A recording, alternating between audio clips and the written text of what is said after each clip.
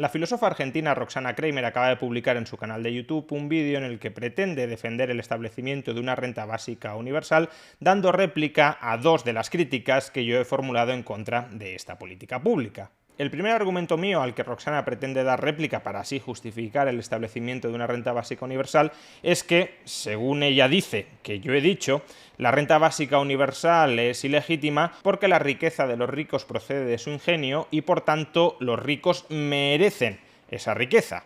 Como la han obtenido a través de sus habilidades personales, a través de su esfuerzo, se genera una relación de mérito entre las acciones de esas personas y la riqueza que actualmente poseen, y sería ilegítimo atacar esa riqueza socavando la relación de mérito que se ha entretejido entre el sujeto y el objeto. Escuchemos a Roxana exponer el que supuestamente es mi punto de vista al respecto. Otra de las críticas al ingreso ciudadano proviene de economistas como el español Juan Ramón Rayo, que sostiene que sería ilegítimo pagar la renta básica o cobrársela a los ricos porque ellos no han obtenido necesariamente su riqueza por un proceso de acumulación originaria o por herencia, sino a través de su propio ingenio. Creo que jamás he subordinado la legitimidad del derecho de propiedad privada a la existencia de una relación de mérito entre el sujeto, el propietario, y el objeto, la riqueza apropiada. Especialmente claro si entendemos mérito de una manera restrictiva, como una muestra de esfuerzo, de habilidad, de ingenio personal, que establecería una especie de relación causal fundamental con la creación originaria de esa riqueza. Para un liberal como yo, la legitimidad de la propiedad privada procede de la apropiación pacífica de aquellos recursos que no tienen dueño previamente o de la transferencia voluntaria de esos recursos que han sido apropiados pacíficamente. Podremos estar de acuerdo o no en estas valoraciones, pero desde luego no hay que imputarme argumentos que yo no he sostenido. Hacer eso, construir una posición doctrinal e imputármela a mí, cuando yo no he defendido esa posición doctrinal, se llama falacia del muñeco de paja. Por ejemplo, Roxana pretende demostrar que ese es mi argumento recurriendo a un artículo que escribí hace años, ¿Qué pasó con los superricos de 1987?, en el que intento dar réplica a un argumento que utiliza el economista francés Thomas Piketty. El argumento que utiliza Thomas Piketty es que las economías capitalistas exhiben una tendencia a la acumulación continuada de capital debido a que la tasa de rentabilidad del capital se ubica estructuralmente por encima de la tasa de crecimiento de la economía, y que esta tendencia se da de manera especialmente acusada entre aquellas personas que son más ricas. Las personas más ricas, dice Piketty, tienen mayor facilidad para obtener una tasa de rentabilidad sobre el capital que supera la tasa de rentabilidad media de la economía, con lo cual la tendencia hacia la acumulación de capital es creciente, creciente y creciente. Y lo que yo planteo en este artículo es que no es necesariamente cierto que los ricos obtengan una tasa de rentabilidad superior a la rentabilidad media de la economía, y lo ilustro estudiando cuál fue la evolución de la riqueza de aquellas grandes fortunas que en el año 1987 encabezaban la lista Forbes, es decir, de los más ricos del mundo en el año 1987. Y si estudiamos qué pasó con esas grandes fortunas, lo que descubrimos es que prácticamente todas ellas experimentaron no tímidas revalorizaciones de su riqueza, sino desplomes de la riqueza que tenían en el año 87. Muchos de ellos perdieron entre el 50, el 60 o incluso el 70% de su riqueza, cuando evidentemente, como dice Piketty, la tasa de rentabilidad media de la economía suele ubicarse en torno al 4, 4,5, 5% al año. Por tanto, si la riqueza de unos cae un 50% y la riqueza media de la economía crece al 4, 4,5, 5% de media anual, es evidente que en este caso los más ricos del mundo no obtuvieron una rentabilidad superior a la rentabilidad media que generó el conjunto de la economía, el conjunto del capital de la economía. Ahora bien, ¿qué tiene todo esto que ver con la renta básica o incluso con la legitimidad de los títulos de propiedad privada? Yo en este artículo no hablo de nada de todo esto, no hablo de ética, hablo de economía. Hablo de si es cierto que los ricos tengan una tendencia estructural a obtener una tasa de rentabilidad superior a la tasa de rentabilidad media de la economía. Por tanto, si Roxana coge este artículo para sostener que yo estoy diciendo que la legitimidad de la riqueza de los ricos deriva de que la riqueza de los ricos procede de su ingenio y que si no tienen ingenio, si no tienen habilidad gestora, entonces no son ricos, pues entonces Roxana está construyendo un muñeco de paja porque yo no he sostenido ese argumento. Entonces, ¿por qué yo en ocasiones, por ejemplo en el debate con Ernesto Castro, que también comenta Roxana, he sacado a relucir el argumento o la crítica al concepto marxista de apropiación originaria en contra de la renta básica? Pues porque hay liberales, es decir, esta réplica que yo estoy formulando es un argumento interno para el liberalismo. Hay liberales que pretenden justificar la renta básica, por ejemplo Mazoulinsky, argumentando que los títulos de propiedad en origen no fueron todos adquiridos de manera pacífica y de manera voluntaria. Y por tanto, si hay una tacha en la constitución original de la propiedad que podríamos considerar que se extiende hacia hoy, una forma de reparar el daño causado originariamente, la ilegitimidad originaria de muchos títulos de propiedad, por ejemplo, a través de la apropiación del mito de la apropiación originaria marxista, podría ser, esa forma de reparar el daño histórico causado, la renta básica. Y lo que yo argumento o contraargumento aquí es, primero, que la apropiación originaria no existe, es un mito marxista, y que además hoy en día la mayor parte de la riqueza de la que disfrutan los ricos no es riqueza que derive de alguna manera de procesos de explotación y de expropiación originarios de hace siglos. No, hoy en día la riqueza de la inmensa mayoría de grandes fortunas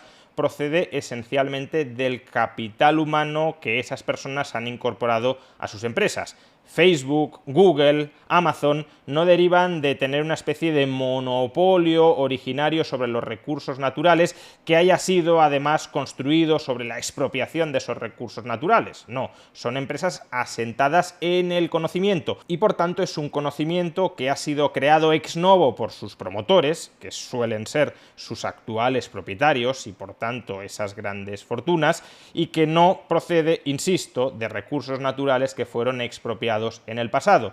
Por supuesto, ese capital humano de las grandes fortunas no surge del vacío, surge dentro de un contexto institucional que ha permitido que esas personas se hayan educado y se hayan formado. Pero esas personas, esas y muchas otras, por supuesto, no solo ellas, ya han costeado con su propia riqueza los costes del mantenimiento de ese marco institucional del que se han beneficiado. Especialmente en Estados Unidos, si una persona ha estudiado en una universidad de élite y gracias a la formación así obtenida ha sido capaz de crear una gran empresa, esa persona ya ha costeado el precio de la matrícula de la universidad, por tanto no queda ninguna deuda pendiente con la sociedad, ha adquirido un servicio, su formación, y esa formación ha sido capaz de multiplicarla en forma de generación explosiva de riqueza, algo que otras personas que también han pasado por esa misma universidad no han conseguido hacer. Por tanto, insisto, esas grandes fortunas, si ya han soportado su parte del coste del mantenimiento, de la remuneración, de todos esos servicios, de toda esa infraestructura dentro de la cual ellos han sido capaces de generar riqueza, no son free riders, no son gorrones que se estén aprovechando de nada. Han pagado por unos servicios, como mucha otra gente, solo que han sido capaces de obtener un mayor partido, un mucho mayor partido de esos servicios que mucha otra gente. Pero que obtengan un mayor partido de los servicios que reciben, al igual que mucha otra gente, no significa que la sociedad sea dueña de toda la riqueza que han generado. Y en cualquier caso, si la han generado ellos dentro de un contexto de relaciones voluntarias, el liberalismo ahí no tendrá nada que objetar. Podría tener algo que objetar si la riqueza de ciertas personas procediera del expolio histórico de otras personas. Ahí sí que se les podría exigir que devolvieran esa riqueza a sus dueños originarios. Pero las empresas basadas en el conocimiento, la nueva economía, es evidente que no tiene una conexión con procesos históricos más que discutibles de expropiación de las propiedades originarias. Y por tanto ese argumento no sería válido dentro del liberalismo. Repito, esta es una crítica interna que hago a aquellos liberales que pretenden justificar la renta básica desde premisas liberales, apelando a la reparación del daño causado, cuando el cobro de impuestos sobre la riqueza actual en gran medida no es un cobro de impuestos que quepa justificar sobre la base de que esa riqueza fue expoliada en el pasado. Es un argumento que no sirve dentro del liberalismo. Quizá haya otros argumentos mejores fuera del liberalismo para justificar la renta básica, pero este dentro del liberalismo es un mal argumento y a esto replico. No a nada más. No intentemos reconducir este argumento a argumentos que basan la legitimidad del título de propiedad en el mérito, etcétera, porque yo no he formulado esos argumentos y, por tanto, si criticas una exposición argumental que yo no he lucubrado, estás construyendo un muñeco de paja para desviar el debate y criticarlo con mayor facilidad. Vamos ahora con la segunda crítica que efectúa Roxana Kramer contra mis argumentos. En este caso, sí resume mi postura más o menos de manera fidedigna. Según Roxana, estoy en contra de la renta básica porque considero que los impuestos son un robo y, por tanto, la financiación de la renta básica universal ya sería de raíz ilegítima. El único matiz que introduciría sería que el hecho de que algo sea un robo no lo convierte necesariamente en algo absolutamente ilegítimo. Podría haber razones extremas que pudiesen llegar a justificar que en determinados contextos ese robo fuera legítimo, o al menos que el reproche social al mismo fuera un reproche mucho menor que el robo en circunstancias habituales. Lo que sí significa, lo que sí implica calificar los impuestos como un robo es que para justificar los impuestos tendrás que ofrecer muy buenos argumentos, tendrás que ofrecer muy buenas razones para de alguna manera superar esa ilegitimidad de origen que tienen los impuestos por el hecho de ser un robo. Sin embargo, claro, Roxana no considera que los impuestos sean un robo y justamente por eso cree que sí sería legítimo financiar la renta básica universal con impuestos. Vamos a escuchar los argumentos que emplea Roxana para justificar su postura. Por otra parte, estoy en contra de lo que es el ingreso universal porque en el fondo es crear un derecho y ese derecho alguien lo tiene que pagar y que alguien lo tenga que pagar implica un impuesto, ¿sí? Y los impuestos es un acto violento, es decir, es una fuente coactiva de ingreso. En su libro Contra la renta básica, Juan Ramón Rayo sostiene que su principal argumento en contra de la renta básica no es económico sino ético. La solidaridad, dice, no puede ser impuesta por la fuerza. Sin embargo, cuando se empieza a explorar el tema de la libertad, uno se da cuenta de que la libertad negativa y la libertad positiva están vinculadas. En efecto, la libertad negativa, es decir, que nadie interfiera coactivamente sobre tus planes de acción para precisamente poder desarrollar esos planes de acción, está relacionada, está vinculada con la libertad positiva, que no es más que la capacidad de desarrollar un plan de acción. Diríamos que la libertad negativa es un prerequisito, es una condición necesaria para que se dé libertad positiva. Si otros te impiden violentamente actuar de una determinada manera, evidentemente no vas a tener la capacidad de actuar de esa determinada manera. Ahora bien, y esta es la trampa que va a hacer ahora Roxana, que la libertad positiva y la capacidad de obrar estén relacionadas no significa que para promover la capacidad de obrar de unas personas puedas conculcar la libertad negativa de otras personas, es decir, puedas pisotear los planes de acción de otras personas. Que socialmente yo únicamente pueda alcanzar ciertas metas, únicamente pueda alcanzar ciertos fines, si tú me ayudas a alcanzarlos, no significa que yo tenga el derecho a utilizar la violencia para obligarte a que tú me ayudes a alcanzarlos. Que yo utilice la violencia sobre ti para mejorar mi libertad positiva, es decir, mi capacidad de obrar, de alcanzar ciertas metas, lo que está haciendo es pisotear tu libertad negativa y, por tanto, también tu libertad positiva. ¿Estamos diciendo que prima facie tu libertad positiva es menos valiosa que mi libertad positiva? ¿Estamos diciendo que yo tengo un mayor derecho a conseguir mis fines a tu costa, pisoteando tu capacidad para lograr tus fines? Respetar a las personas implica no utilizar la violencia contra ellas para convertirlas en medios para mi propia agenda personalista. Implica no arrogarme privilegios sobre ellas. Implica que si yo poseo un derecho a no ser coaccionado por ti, tú tienes simétricamente un derecho a no ser coaccionado por mí. La libertad negativa es la que hace que no se entrometan con mi voluntad siempre y cuando yo no moleste a otros. La libertad positiva es la libertad de hacer. De nada me sirve tener libertad negativa en el sentido de que nadie me impida comprar la canasta básica de alimentos si no tengo la libertad positiva de poseer el dinero para comprarla. Este argumento es defectuoso por dos razones. La primera, Roxana dice: de nada me sirve tener libertad positiva a comprar una canasta básica de bienes si no tengo la libertad positiva, el dinero, de comprarla. Hombre, de nada no te sirve. La libertad negativa te sirve al menos para que los demás no te impidan, para que los demás no te prohíban, para que los demás no utilicen la violencia, la coacción contra ti, bloqueando que consigas el dinero con el que comprar la canasta básica de bienes. Que yo tenga la certeza de que los demás no me van a impedir prosperar, no me van a prohibir llegar a determinados lugares, por supuesto que sirve y de mucho. Es más, en gran parte de los países más pobres del planeta, justamente lo que falta son instituciones que garanticen esa libertad negativa. Es decir, instituciones que preserven la libertad y la propiedad de cada uno de los ciudadanos ante la amenaza continuada de que otros te van a expoliar y te van a parasitar. O dicho de otra manera, que yo no sea dueño de un periódico y por tanto tenga la libertad positiva de publicar en ese periódico lo que a mí me dé la gana, no significa que la libertad negativa de prensa, la libertad de las personas frente al derecho, al privilegio de los políticos de censurar a las personas, no me sirva de absolutamente nada. ¿O es que acaso si yo no soy dueño de un periódico debería ser indiferente ante las intentonas censoras de los políticos contra aquellos que sí son dueños de un periódico? ¿O contra mí mismo si en algún momento llegara a ser dueño de un periódico?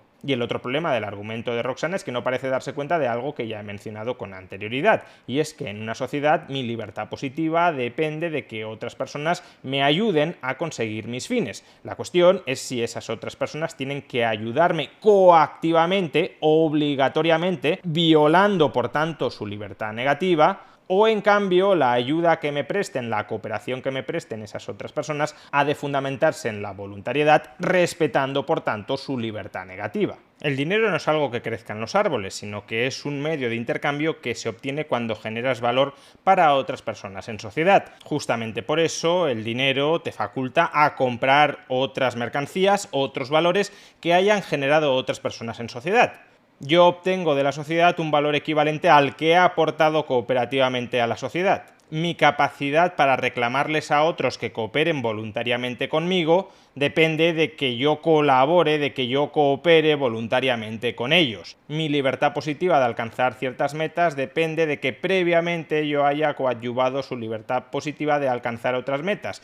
Y a su vez, cada una de estas libertades positivas se fundamenta en el respeto recíproco a nuestras libertades negativas. Si yo no quiero cooperar contigo por cualquier motivo, no tengo que estar obligado a cooperar contigo. Me respetas mi libertad, no me coaccionas para convertirme en un instrumento involuntario al servicio de tus fines. Que, oye, podríamos debatir si existe algún tipo de excepción a esta regla general, pero recordemos que estamos debatiendo sobre la renta básica universal. La renta básica universal es un derecho universal e incondicional de cada persona a recibir unos determinados ingresos, generalmente monetarios, a costa del resto de las personas. Es decir, supone una obligación incondicional del resto de las personas a transferirle ingresos, a transferirle renta, a transferirle dinero a cada una de las personas que componen una sociedad.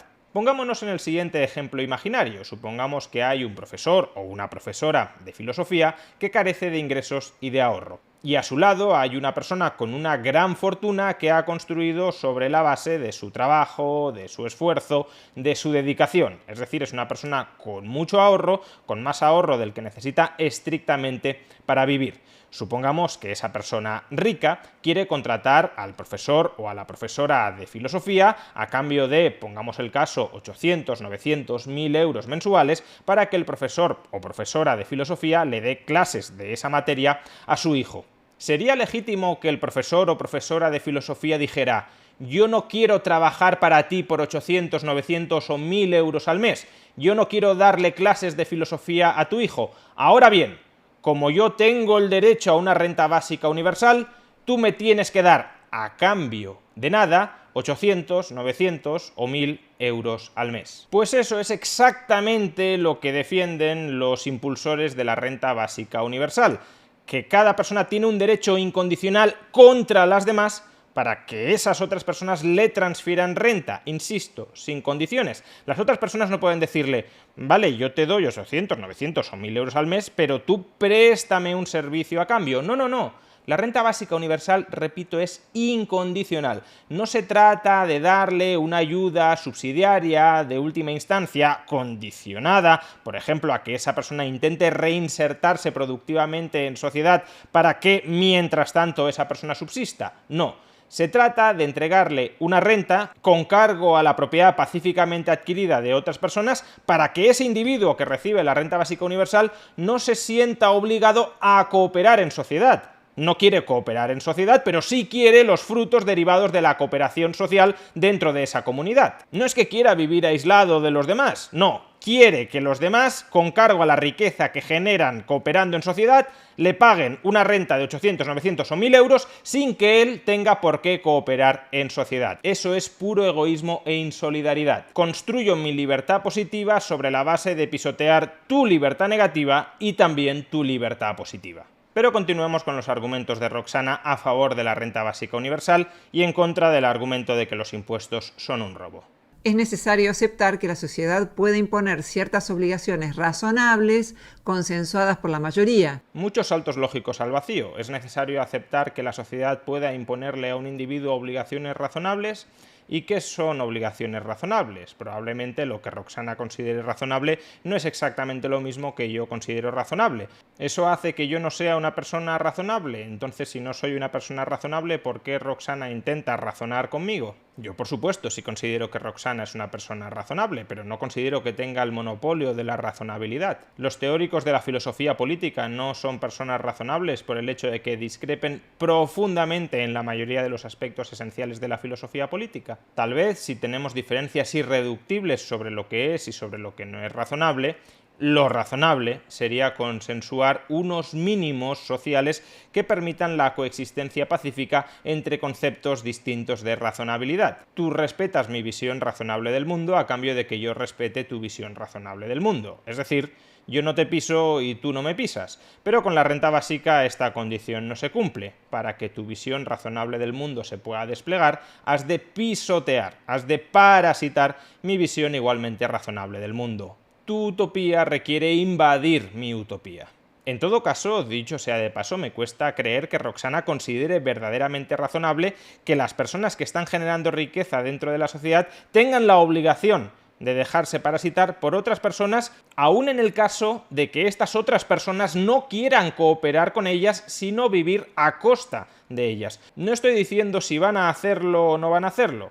Digo que la renta básica universal supone reconocerles a esas otras personas el derecho a extraer ingresos, a extraer riqueza, a extraer producción de las otras personas que la producen, aun cuando los que reciben la renta básica universal tengan la oportunidad de cooperar con las anteriores y no quieran y se nieguen cooperar con las anteriores, porque la renta básica universal es un derecho incondicional a obtener renta a costa de los demás. Recordemos que el filósofo belga Philippe Van Parijs decía que incluso los surferos de Malibú que querían estar todo el día surfeando en Malibú y no mezclarse con el resto de la sociedad tenían el derecho de percibir renta básica a costa del resto de la sociedad, a costa de la producción del resto de la sociedad, para que pudiesen mantener su estilo de vida, que era surfear todo el día en Malibú.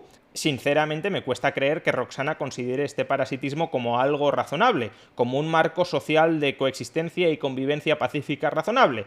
Pero al fin y al cabo los criterios de razonabilidad ya he dicho que son muy elásticos y por tanto, aunque me cueste creerlo, no cierro la puerta a que Roxana considere razonable este escenario tan poco razonable. El otro salto lógico al vacío que da Roxana en el corte anterior es decir que esas obligaciones razonables que la sociedad tiene derecho a imponerles a determinados individuos han de ser consensuadas por la mayoría. No entiendo muy bien por qué han de ser consensuadas por la mayoría. ¿Qué pasa? Que si la mayoría no acepta determinadas obligaciones razonables, esas obligaciones razonables ya no son razonables y por tanto ya no se les pueden imponer a los demás. Si la mayoría no considera razonable, por ejemplo, la libertad de prensa, entonces no hay que respetar la libertad de expresión y la libertad de prensa de otras personas. Además, cuando dice que hay que decidirlo por mayoría, ¿por qué mayoría? Mayoría simple, mayoría absoluta, mayoría cualificada, unanimidad, que es otro tipo de mayoría donde no hay, de hecho, ni siquiera minorías. ¿Y cuál es el demos de referencia sobre el que hay que aplicar esas reglas mayoritarias? En España el demos es el pueblo español en su conjunto, en Argentina el pueblo argentino en su conjunto, ¿y quién ha aceptado voluntariamente formar parte de ese demos? ¿Por qué en España no puede haber otros muchos demos muy distintos en su interior? ¿Por qué en Argentina no puede haber muchos otros demos muy distintos en su interior? ¿Por qué me tienes que incluir a mí forzosamente dentro de una masa de votantes cuya mayoría decidirá si puedo ser parasitado o no puedo ser parasitado? ¿Por qué las obligaciones razonables de la mayoría con las minorías desafectas no pasan simplemente porque las mayorías respeten a las minorías a cambio de que las minorías también respeten a las mayorías? Es lo que en el ámbito del derecho se conoce como poder de policía, un significado que no tiene nada que ver con el significado habitual de la palabra policía. Es la posibilidad de restringir derechos en favor de un bien protegido. El uso de una fuerza razonable por parte del Estado en un contexto democrático no puede ser analogado al robo, que es una imposición de un individuo a otro. Ajá, que el robo es entre individuos. Si un grupo roba a un individuo,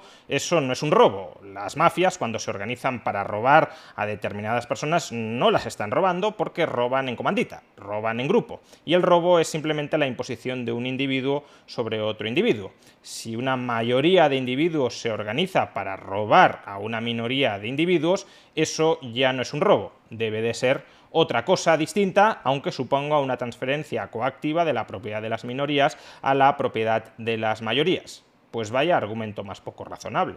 Las organizaciones sociales se forman cuando se delega el uso de la fuerza en instituciones colectivas. ¿Me puedes indicar, Roxana, cuándo he delegado yo el uso de la fuerza en una institución colectiva como el Estado? ¿Me puedes indicar cuando yo, o mis padres, o mis abuelos, hemos delegado voluntariamente, sin coacciones ni extorsiones de por medio, la delegación de nuestras libertades y de nuestras propiedades a un determinado Estado? ¿Me puedes mostrar que las condiciones en las que tú supones que se efectuó esa delegación son condiciones que otorgan validez contractual, consentimiento válido a esa delegación? ¿De verdad me estás diciendo que el Estado moderno surge del encuentro y el entendimiento voluntario de todos sus ciudadanos? ¿No ha habido guerras, conquistas, imposiciones, incluso masacres detrás de la conformación del Estado moderno? Cuando los ciudadanos, todos y cada uno de ellos, delegaron voluntariamente el uso de la fuerza a un determinado poder político. Y si no lo hicieron, ¿por qué otorgas carta blanca, prácticamente carta irrestricta, dentro del muy amplio concepto de razonabilidad de las mayorías, para que esas mayorías gobiernen arbitrariamente a las minorías? ¿Por qué, si yo no he delegado ante nadie el uso de la fuerza, mi única obligación realmente exigible frente a terceros es que no use la violencia frente a esos terceros? Pero no dejar que los terceros me violenten, dejar que esos terceros me coaccionen y aplasten mi libertad negativa y mi libertad positiva. Y la propia ley diferencia lo que es legítimo de lo que no. Ah, que al final es todo puro mandato de la ley. Lo que es legítimo es aquello que es acorde a la ley y lo que no es legítimo es aquello que no es acorde a la ley. No sé para qué hemos apelado entonces a que las mayorías dicten obligaciones razonables sobre las minorías si al final nos plegamos al mandato estatal, al mandato positivo del Estado materializado en una ley. No podemos ni siquiera examinar si esa ley es legítima o no es legítima porque es la propia ley la que determina qué es legítimo y qué no es legítimo. No existe pues un criterio externo independiente a la propia ley para determinar la legitimidad o la ilegitimidad, y por tanto es la ley la que marca qué es legítimo y qué no es legítimo. O si existe, entonces es que no es la ley la que marca lo que es legítimo o no es legítimo. Lo que hacen Rayo y Milei es usar arbitrariamente las palabras que no significan lo que uno desea. Robo es una apropiación ilegal de una cosa. A ver, que aquí ya le estamos incluso otorgando al Estado la potestad para redefinir las palabras. Robo significa quitar o tomar para sí con violencia o con fuerza a lo ajeno. En esta definición no aparece nada de que el robo tenga que estar consagrado en la ley y en un código penal positivizado por el Estado, porque si eso fuera así, por cierto, antes del Código Penal nunca podríamos haber hablado de robos.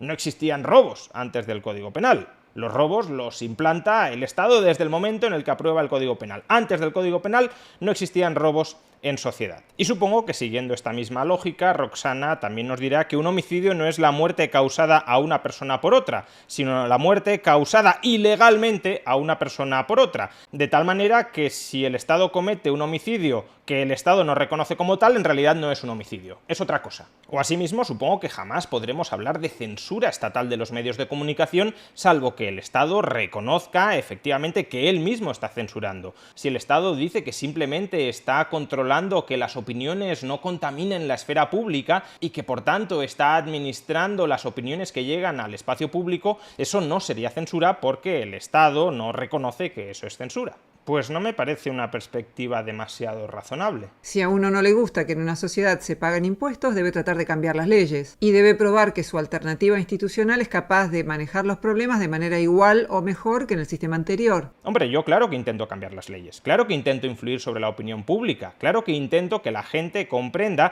que hasta el momento estaba manteniendo opiniones morales, en muchos casos horrorosas, opiniones morales que no están respetando a las personas tanto en la teoría como en la práctica, que están instrumentando en muchas ocasiones a las personas en contra de su voluntad, que están tratando a las personas como medios y no como fines, que no están respetando en suma la libertad de las personas. Ahora, lo que parece que está diciendo Roxana es que al final los argumentos dan igual, que lo que importa es la voluntad arbitraria de cada una de las personas tal cual sea agregada en el sistema electoral, y que por tanto si una persona considera que sí, tiene razón en que yo estoy instrumentando a los demás egoístamente para satisfacer mis fines, pero todos los que opinamos así somos mayoría, os tenéis que aguantar, os tenéis que callar, aunque os estemos parasitando, aunque estemos pisoteando vuestras libertades, aunque seamos conscientes de ello, somos más, lo vamos a hacer y es legítimo que lo hagamos.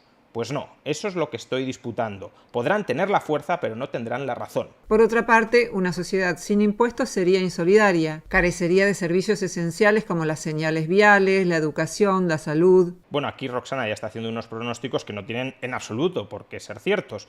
Si a mí no me roban, si a mí no me quitan mi propiedad para transferírsela a terceros, significa que yo no quiero ayudar a los demás, que yo no quiero ayudar a los terceros. A lo mejor lo que no quiero es que me roben y que mi dinero, supuestamente dirigido a mejorar la vida de los demás, lo administre en un conjunto de políticos a los que yo no reconozco como los mejores gestores posibles para administrar mi dinero en beneficio de los demás. En todo caso, sí, es posible que una sociedad sin impuestos sea una sociedad insolidaria, pero no tiene por qué serlo necesariamente. Ese pronóstico cuasi apodíctico que está realizando Roxana no se basa en nada. De la misma manera, cuando dice que sería una sociedad sin señales viales, sin iluminación, ¿qué pasa? Que en las urbanizaciones privadas, en los regímenes de copropiedad privada, de propiedad privada comunal, no existe iluminación privada, no existen señales viales privadas, etcétera.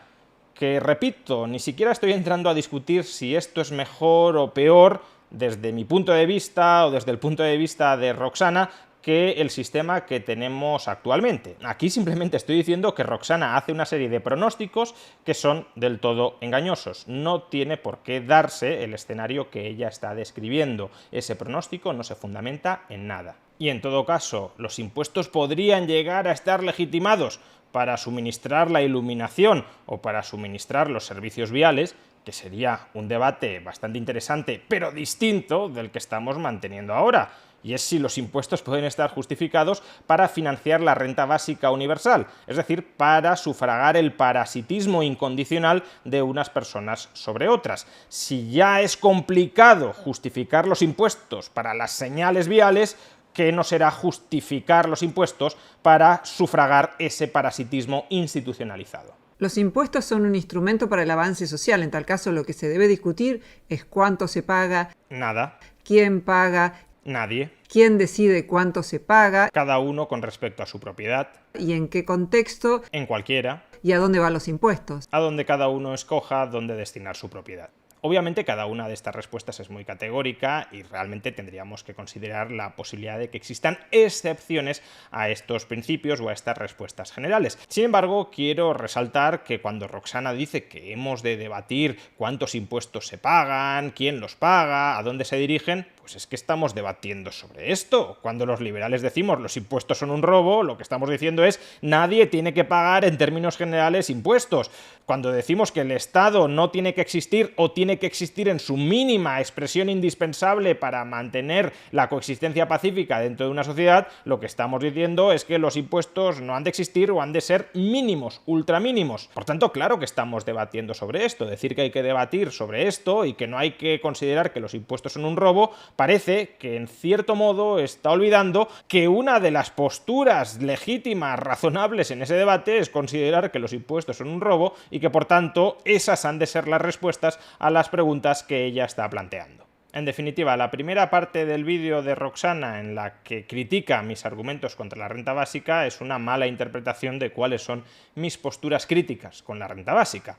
La segunda parte es una interpretación adecuada de cuáles son mis críticas a la renta básica, pero en absoluto considero que en este vídeo respuesta haya demolido esa crítica fundamental que efectúo a la renta básica. Básicamente, que la renta básica es parasitismo institucionalizado. Estamos hablando de un derecho universal e incondicional de cada individuo contra el resto de la sociedad a recibir el fruto del trabajo, a recibir la creación de valor que ha generado el resto de la sociedad sin el consentimiento de cada uno de esos individuos que son parasitados y sin la posibilidad de condicionar esa transferencia de renta a que esa otra persona coopere activamente con ellos para satisfacer recíprocamente sus necesidades. Roxana no solo no logra justificar que los impuestos no sean un robo, sino que incluso llega a justificar esa transferencia forzosa, coactiva, no consentida, no voluntaria de la propiedad pacíficamente adquirida por terceros para que unos vivan a costa de los demás. No para que uno conviva con los demás, sino para que uno parasite a los demás. Y para que no se me malinterprete o no se me manipule, no estoy diciendo que toda persona que viva, incluso coactivamente a costa de los demás,